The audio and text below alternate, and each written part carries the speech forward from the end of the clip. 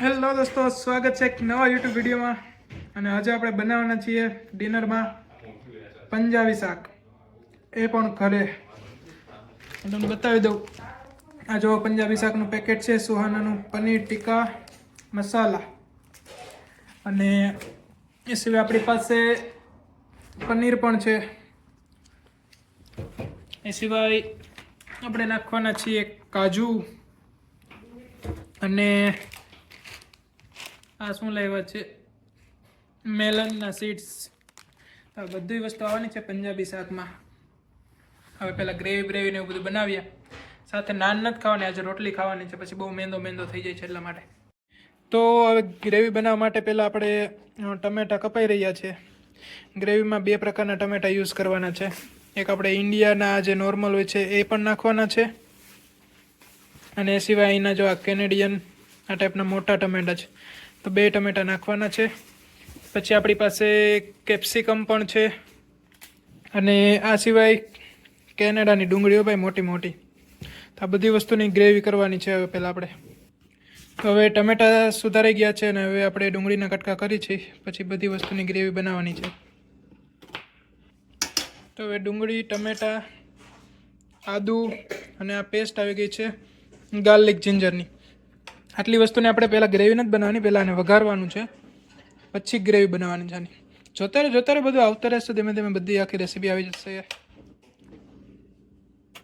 તો એ ફ્રોઝન મરચી છે એ પલાળવા મૂકી છે, એટલે હમણાં ઢીલી થઈ જશે મસ્ત. અને ત્યાં સુધી ગ્રેવી વઘારવા માટે થોડુંક તેલ નાખી દીધું છે. આ મરચી ફ્રોઝન છે, બટ ગરમ પાણીમાં નહીં, નોર્મલ પાણીમાં તમે 1 મિનિટ રાખો એટલે મસ્ત નોર્મલ મરચી જેવું થઈ જશે. તો હવે મરચીની કટકી કરી દીધી છે, થોડુંક તેલ નાખી દીધું છે, ગેસ ફૂલ કરી દીધો છે, અને મસ્ત હલાવી દેવાનું છે, અને પછી આની ગ્રેવી બનાવવાની છે. તો હવે આપણી પાસે આવી ગયું છે, મસાલામાંથી નાખી દીધું છે આપણે હળદર, ચટણી, પછી આવશે જીરું, અને પછી તો નાખે પછી કહું શું આવશે, અને ગરમ મસાલો. એટલી વસ્તુ નાખી દીધી છે. અવાજ આવતો હશે તમને ગરમ થવાનો, મસ્ત સુગંધી આવતી હશે તમને. જો તમારી પાસે એ મુજબનું વાઈફાઈ વાળો ફોન હશે તો સુગંધી આવતી હશે તમને વિડીયોમાંથી. હવે પ્રોપર હલાવી દેવાનું, પછી એની ગ્રેવી બનાવી નાખવાની છે આપણે. થોડુંક મીઠું એડ કરી દીધું છે ઉપરથી, અને મસ્ત હવે આટલું ગરમ થઈ જાય, વરાળ નીકળી જાય પછી આને લઈ લેવાનું છે. નેક્સ્ટ આઈટમ હવે શું કરી છે બધું આવશે હજી વિડીયોમાં. તો હવે રોટલીનો લોટ બાંધવા માટે આપણી પાસે સ્પેશિયલ આવી ગયો છે આશીર્વાદ આટા, અને રોટલી બનાવવાની છે. મેં તમને પહેલાં જેમ કીધું એમ નાન નથી ખાવાની આજે ભાઈ. નેક્સ્ટ હવે અમે દૂધ કાઢ્યું છે. આ દૂધની અંદર પહેલાં કાજુ અને એક સીડ્સ છે એને પલાળવાના છે, પછી એને ગ્રેવીમાં જવા દેવાના છે. અને જે દૂધ વધે એને પછી આપણે જે પંજાબી શાકનો મસાલો છે સુહાનાનો, એના માટે આમાં મિક્સ કરવાનો છે. ઓકે, બાકી આલમોસ્ટ હવે જો સાવ ગ્રેવી જેવું આમ ઢીલું થઈ જાય પછી આને તમારે બંધ કરવાનું છે. અને હવે આપણી પાસે કાજુ અને સીડ્સ બંને વસ્તુ આવી ગઈ છે. અને મીનવાઇલ આપણી પાસે રોટલીનો લોટ બંધાઈ ગયો છે. મિક્સચરની જારમાં આપણે સીડ્સ નાખી દીધા છે, સીડ્સ નાખ્યા છે, થોડુંક દૂધ નાખવાનું છે, અને થોડાક કાજુ નાખવાના છે. તો હવે કાજુ આવી ગયા છે. દૂધ આટલું જ લેવાનું છે, સીડ્સ ને કાજુ એ તમને મજા આવે એટલે રાખવાના છે. હવે આ જે દૂધ ને સીડ્સ ને કાજુ નાખ્યા એને આપણે મિક્સચરમાં કરી દેવાનું છે ગ્રેવી ફોર્મ.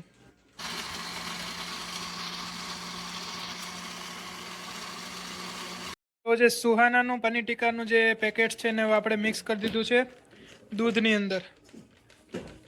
તો પ્રોપર મિક્સ થઈ ગયું છે હવે પનીર ટીક્કા મસાલાનું પેકેટ અને દૂધ, અને જે આપણે ગ્રેવી કરી હતી હમણાં કાજુની, દૂધની ને સીડ્સની, એ આમાં કાઢી લીધી છે. અને હવે આપણે આની ગ્રેવી કરશું.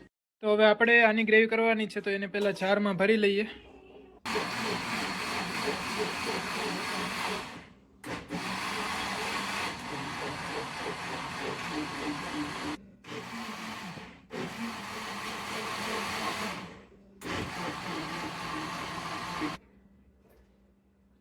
ચાલો, તો બે ભાગમાં ગ્રેવી બનાવવાની છે. એક વાર જારની ઓલરેડી બની ગઈ છે, અને હવે આ બીજી જાર ભરીને પછી પાછી ગ્રેવી બનાવી. હવે નેક્સ્ટ આપણે હવે પનીરના કટકા કરી રાખી દઈએ. પછી ગ્રેવી થઈ ગઈ છે, દૂધની કરી થઈ ગઈ છે, કાજુનું થઈ ગયું છે, તો પછી ડાયરેક્ટ શાક બની જાય. હજી કેપ્સિકમ સુધારવાનું છે ઉપરથી નાખવા માટે.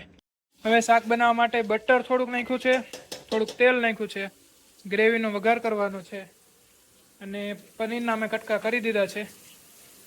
હવે વઘાર કરવાનો છે. આપણે ઓલરેડી બટર ને તેલ નાખીને ગરમ કરી દીધું છે અને હવે ગ્રેવી આવશે ને મસ્ત મજાનો વઘાર કરી નાખશું આપણે. ઉપરથી આવી ગયા છે થોડાક મસાલા, મીઠું, જીરું અને ચટણી. અને હવે આપણે એડ કરી દેવાનું છે જે પનીરના શાકનું અને દૂધનું જે ગ્રેવી બનાવેલી હતી એ વસ્તુ એડ કરી દીધી છે. અને ઉપરથી હવે કેપ્સિકમ હમણાં હું સુધારું ને પનીર ડન છે એટલે. અને ઉપરથી આપણે કાજુવાળી ગ્રેવી થોડીક એડ કરી દીધી છે એટલે જો તમે કલર આવી ગયો છે એકદમ મસ્ત ક્રીમી. ભાઈ તો હવે અમે લોકો સમોસા ચાટ બનાવી છે. સમોસાનો કટકો કરી લીધો છે. સમોસા ચાટમાં ઉપર આવી ગયું છે દહીંનો ટુકડો. આ છે 125 ગ્રામ દહીં છે, તમારે એટલું લેવાનું છે. અને ઉપરથી આવી ગઈ છે આ રેતી. આ રેતી 30 ગ્રામ ખાંડ. અચ્છા ખાંડ. બ્રાઉન ખાંડ ખાવાની. 32 ગ્રામ જેટલી ખાંડ નાખવાની છે 125 ગ્રામ દહીંમાં. અને હવે નેક્સ્ટ પહેલાં તમારે પ્રોપર મિક્સ કરી દેવાનું અને ધ્યાન રાખવાનું પહેલાં દહીંને આ ચમચામાં મિક્સ કરવાનું પછી આમાં મિક્સ કરવાનું. રાઈટ? ઓકે. શાક ગરમ થાય છે ત્યાં સુધી ઇન્ડિયાથી એક ફ્રેન્ડનું પાર્સલ આવેલું છે ને એમાં ઇન્ડિયાનો નાસ્તો છે, શક્કરપારા ઘરે બનાવેલા, ફરસી પૂરી, આ પૂરી, ઓલી પૂરી. તો હવે વચ્ચે વચ્ચે અમે ખાઈ લઈએ. હવે સાઈડ બાય સાઈડ હવે આપણે પહેલાં કેપ્સિકમ અને પનીર એ બંનેને થોડાક રોસ્ટ કરી દેશું અને પછી આમાં એડ કરશું. ગ્રેવી ગરમ થાય છે ત્યાં સુધી હવે અમે રોટલી બનાવવાનું ચાલુ કરી દીધું છે. રોટલીની તાવડી છે, પછી અહીંયા આપણે ફુલાવવાની છે જે શું જાડી કહેવાય એ. તો મસ્ત હવે બધું બની જાય પછી લાસ્ટમાં હું તમને બતાવું. અને પ્યોર અમૂલનું ઘી છે આપણી પાસે રોટલી માટે ચોપડવા માટે. અમે લોકો રોટલી બનાવવાની ચાલુ કરી દીધી છે અને તીર્થભાઈ એકદમ ગોળ ગોળ રોટલી ફુલાવી રહ્યા છે અને બાજુમાં અભી સમોસા તળી રહ્યો છે, સમોસા કચોરી. ભાઈ વિડીયો ચાલુ છે, રોટલી ફૂલવી જોઈએ તીર્થ આખી. ફૂલી ફૂલી ફૂલી ફૂલી ફૂલી ફૂલી ફૂલી ફૂલી ફૂલી. અરે અરે એકદમ ગોળ.